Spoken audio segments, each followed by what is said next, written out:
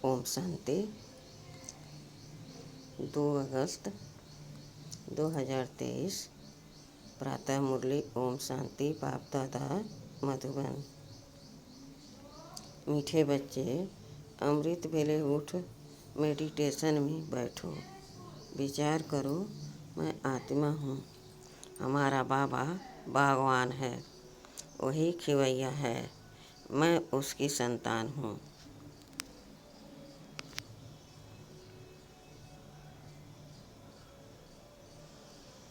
मालिक बन ज्ञान रत्नों का सिमरन करो।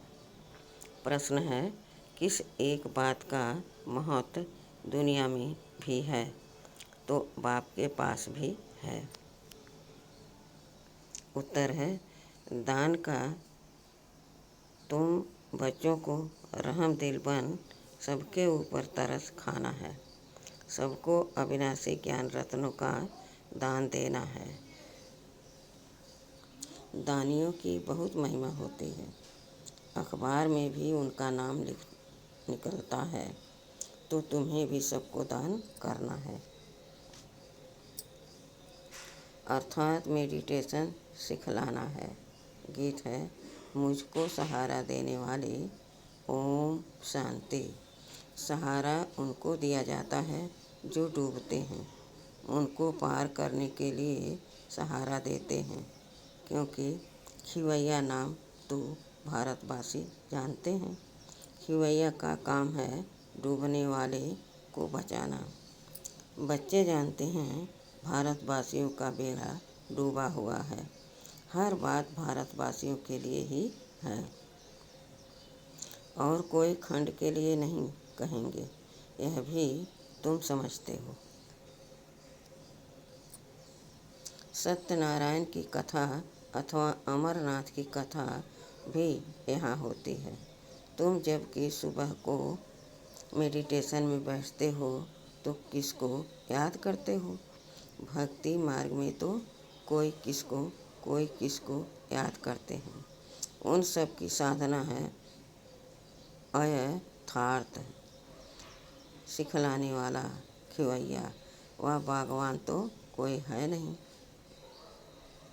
गुरु लोग भी मेडिटेशन सिखलाते हैं कि ऐसे ऐसे करो। बहुत प्रयत्न करते हैं याद में रहने के लिए। योग साधना कहा जाता है, वह तो मनुष्य को कराते हैं। अभी तुम जानते हो, इस बगीचे का मालिक है परम पिता परमात्मा। कांटों के जंगल का मालिक है रावण कांटों का जंगल बनाती है। यह तुम्हारी बातें भी कोई जानते हैं, भूल जाते हैं। माया भुला देती है। मेडिटेशन में बैठने में भी माया बड़ा विघ्न डालती है। मेडिटेशन कैसे करूं, यह भी बाप सिखलाते हैं। तुम तो कर्मयोगी हो। दिन में तो कर्म करना ही है, उसके लिए कोई बंधन नहीं है। दिन में कभी भी मेडिटेशन नहीं होती है। दिन में तो खाना पीना, खेलना कूदना, धंधा धोरी करना होता है। उसमें आप थोड़े ही रह सकते हैं। कहते तो बहुत हैं कि हम सारा दिन याद में रहते हैं, परंतु है तो बड़ा मुश्किल। बाबा अनुभव बतलाते हैं। अमृत वेले का समय सतोगुणी होता है। उस समय याद करना सहज है। अमृत वेले का टाइम सबसे अच्छा है। दिन में तो लफड़े रहते हैं। हाँ, कर्म करते समय याद स्थायी रह सकती है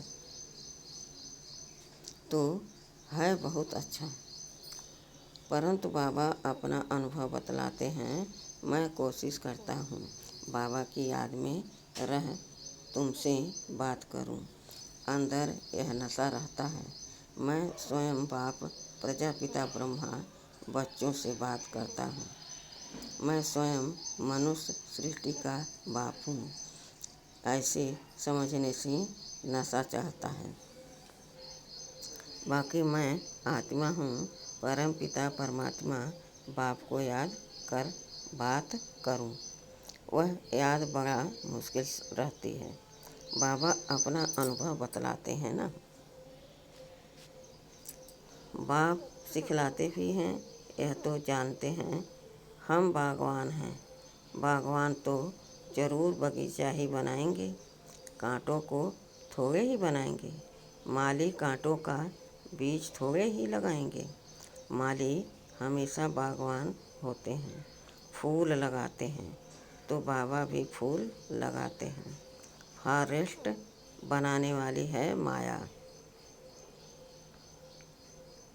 उनकी मत पर चलने से मनुष्य कांटे बन जाते हैं। यह तो ज्ञान मिला है। बाबा बागवान है, खिवैया है, रहमदिल भी है, बीज रूप भी है। रात को जब बैठते हैं तो ख्याल चलता है, यह कितना बड़ा बगीचा है, पहले कितना छोटा था। तो योग के साथ साथ ज्ञान भी चाहिए। मनुष्यों के पास ज्ञान तो कुछ भी नहीं है। अनेक प्रकार के योग लगाते हैं, किसी न किसी की याद में बैठते होंगे। ज्ञान की बात ही नहीं, काली माँ की याद में बैठे होंगे तो सिर्फ काली की शक्ल ही सामने आएगी। जगदम्बा को तो याद करते रहेंगे। वह है भक्ति मार्ग। न बाप की याद न बरसे की याद रहती है। भक्ति बहुत तरीके से करते हैं। माला फेरते हैं, कोई तो गुप्त फेरते हैं, हमारी भी है गुप्त माला। तो यह रस्म रिवाज भक्ति मार्ग में कितनी चलाते हैं। बाबा को छोटेपन का अनुभव है। जैसे बाप फेरते थे, हम भी उनको देख एक कोठरी में बैठ माला फेरते थे।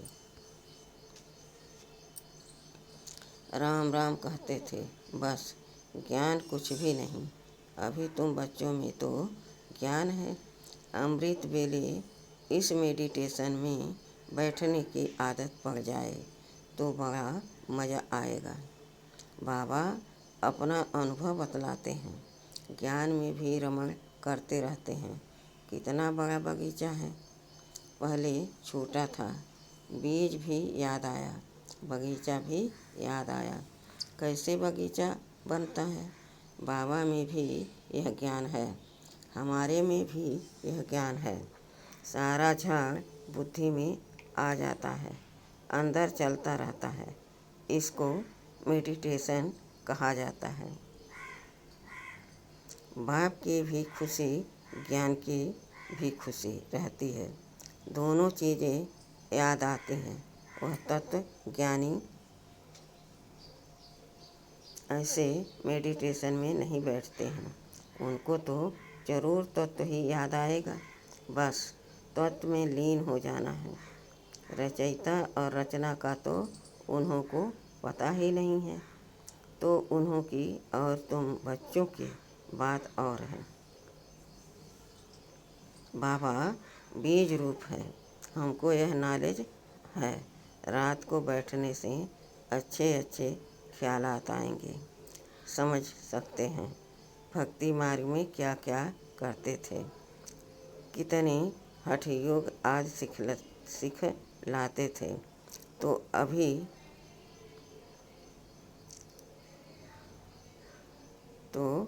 अभी समझ मिली है।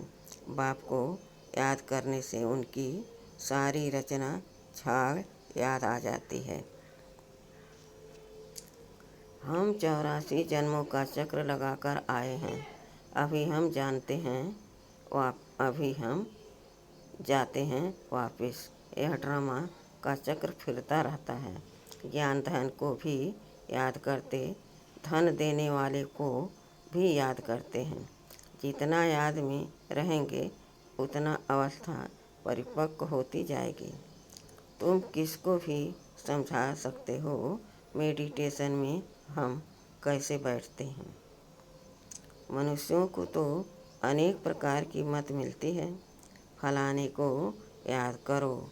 हम सब एक मत पर हैं, एक की ही याद में रहते हैं। छोटे बड़े बूढ़े सबको एक ही मत मिलती है। मेडिटेशन में तो बैठना होता है ना। हम आत्मा सो परमात्मा तो हो नहीं सकते। आत्मा कहती है हमने 84 जन्म पूरे किए, अब वापस जाना है। परमात्मा ऐसे कहेंगे क्या? वह तो पुनर्जन्म में आते नहीं हैं। तुम्हारे पास जब कोई आए तो उसे हाल में ले आओ। कोई अच्छे अच्छे आदमी आते हैं, देखो, समझने की चाहना है तो यहाँ ले आओ। उन्हें समझाओ कि हम कैसे मेडिटेशन करते हैं। रात में भी मेडिटेशन करते हैं, दिन में भी करते हैं। हम याद करते हैं एक बाप को। बाप का फरमान है मुझे याद करो और रचना के चक्र को याद करो। 84 जन्म भी गाए जाते हैं। जरूर पहले पहले देवी देवताएं थे, उन्हों के ही 84 जन्म भी गाए जाते हैं। यह चक्र का राज अच्छी रीति समझना पड़े। हमको बाप और उनकी रचना का यह चक्र याद रहता है। बाप की और याद और रचना के आदि मध्य अंत का ज्ञान बुद्धि में है। हम सबकी एक ही मत है। हम हैं श्रीमत पर। वह पतित पावन बाप ही आकर बेहद स्वर्ग का वर्षा देते हैं, तो बाप को जरूर याद करना पड़े ना। बाप द्वारा ही हम वर्षा पाते हैं, फिर गिरते हैं, अंत में पतित बन जाते हैं। बाप रचयिता तो रचना की ही नॉलेज देंगे। God father is knowledgeful. पतित पावन तो जरूर पतित दुनिया में आकर पावन बनाएंगे ना। ऐसे तुम कोई को बैठ समझाएंगे तो प्रभावित होंगे। बोलो सिर्फ अच्छा अच्छा कहकर नहीं जाओ, यह तो प्रैक्टिकल में लाना है। जन्म जन्मांतर का सिर पर बोझा बहुत है, इसमें टाइम लगता है। तुमको समझाना है बाबा आया हुआ है, मौत सामने है। गफलत करेंगे तो वर्षा पा नहीं सकेंगे। शुभ कार्य में देरी नहीं करना चाहिए। अब सीख कर जाओ। इस मेडिटेशन में बैठने से तुमको नशा अच्छा चढ़ेगा। अभी बाप को याद करो, तुम्हारा बाप तो है ना। भक्ति मार्ग में जन्म जन्मांतर याद करते आए हो। लौकिक बाप तो हर जन्म में बदलता है। फिर भी तुम निराकार बाप को जरूर याद करते हो, क्योंकि वह है अविनाशी बाप। विनाशी लौकिक बाप से विनाशी वर्षा मिलता है, अविनाशी बाप से अविनाशी वर्षा मिलता है। हम एक श्री श्री की श्रीमत से श्रेष्ठ बनते हैं। आदि सनातन तो देवी देवता धर्म ही है, उनसे फिर और बिरादरी निकलती है। सन्यासियों का है रजो प्रधान संन्यास, यह है सतो प्रधान संन्यास, यह है ही राजयोग। भारत का मुख्य शास्त्र है गीता, तो मेडिटेशन के लिए यह समझाना है। बाप हमको ऐसे मेडिटेशन सिखलाते हैं। भगवान कभी मनुष्य को नहीं कह सकते।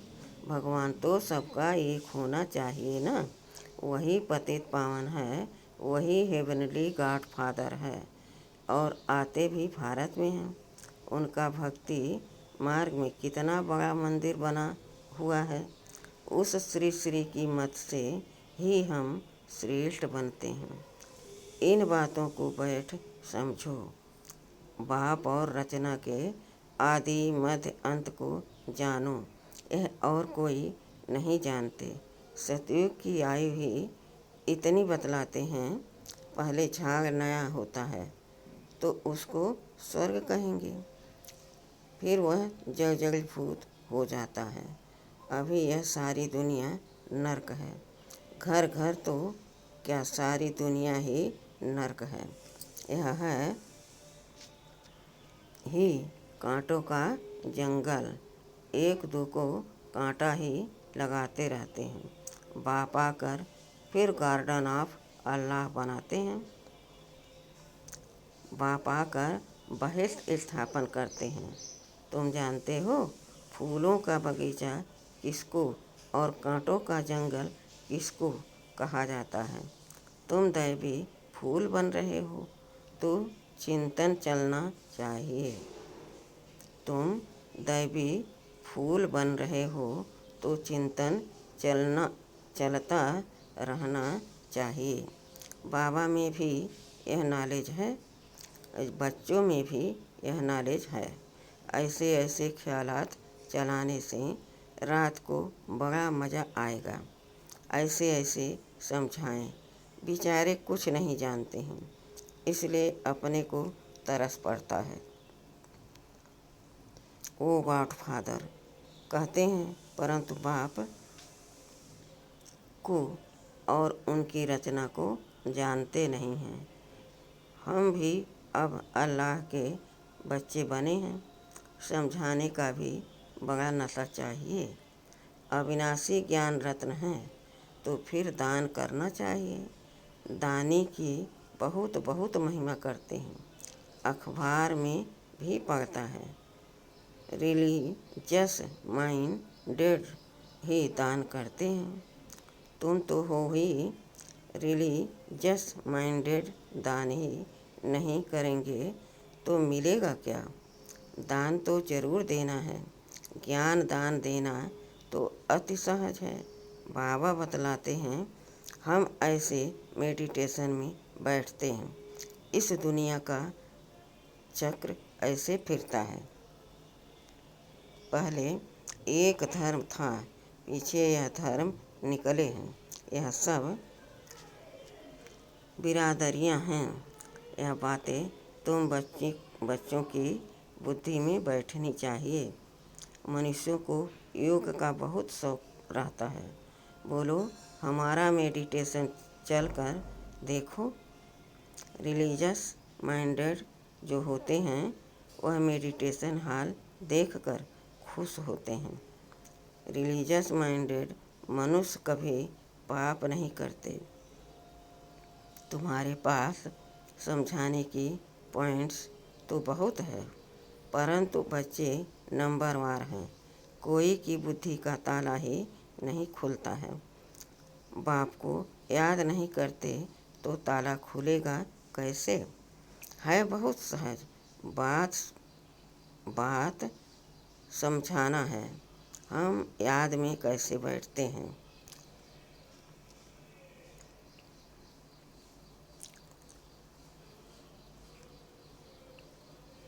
मनुष्यों को तो पता नहीं कि हम किसको याद करते हैं। हमको सिखलाने वाला स्वयं निराकार परमपिता परमात्मा है, जो सबका बाप है। वह पतित पावन गॉड फादर हमको राजयोग सिखलाते हैं। अब तुम सीखो न सीखो, हम सबकी तो एक ही मत है। श्री श्री से हम मत ले रहे हैं। यह है एम ऑब्जेक्ट। जैसे बाप नॉलेजफुल, वैसे बच्चे मनुष्य से देवता एक ही बाप बनाते हैं।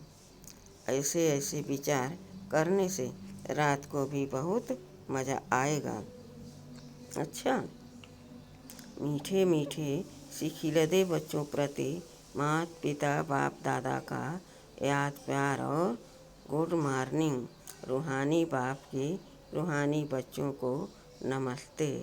हम रूहानी बच्चों के रूहानी बाप दादा को याद प्यार गुड मॉर्निंग और नमस्ते नमस्ते नमस्ते। शुक्रिया बाबा, शुक्रिया, वाह बाबा, वाह, वाह मेरा भाग्य, वाह। धारणा के लिए मुख्य सार है।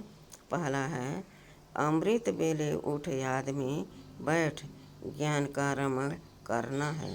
ज्ञान धन को भी याद करना है तो ज्ञानदाता को भी याद करना है। दूसरा है, ईश्वरीय नशे में रहकर सेवा करनी है। सबको मेडिटेशन करने की सहज विधि समझानी है। एक मत होकर रहना है। वरदान है, रूहानी प्रसन्नता के वाइब्रेशन द्वारा सर्व को शांति और शक्ति की अनुभूति कराने वाले सर्व प्राप्ति स्वरूप भव। जो परमात्म प्राप्तियों से संपन्न सर्व प्राप्ति स्वरूप बच्चे हैं, उनके चेहरे द्वारा रूहानी प्रसन्नता के वाइब्रेशन अन्य आत्माओं तक पहुँचते हैं और वे भी शांति और शक्ति की अनुभूति करते हैं। जैसे फलदायक वृक्ष अपनी शीतलता की छाया में मानव को शीतलता का अनुभव कराता है और मानव प्रसन्न हो जाता है, ऐसे आपकी प्रसन्नता के वाइब्रेशन अपनी प्राप्तियों की छाया द्वारा तन मन के शांति और शक्ति की अनुभूति कराते हैं। स्लोगन है, जो स्मृति स्वरूप रहते हैं उन्हें कोई भी परिस्थिति खेल अनुभव होती है। स्लोगन है, जो स्मृति स्वरूप रहते हैं उन्हें कोई भी परिस्थिति खेल अनुभव होती है। अच्छा, ओम शांति।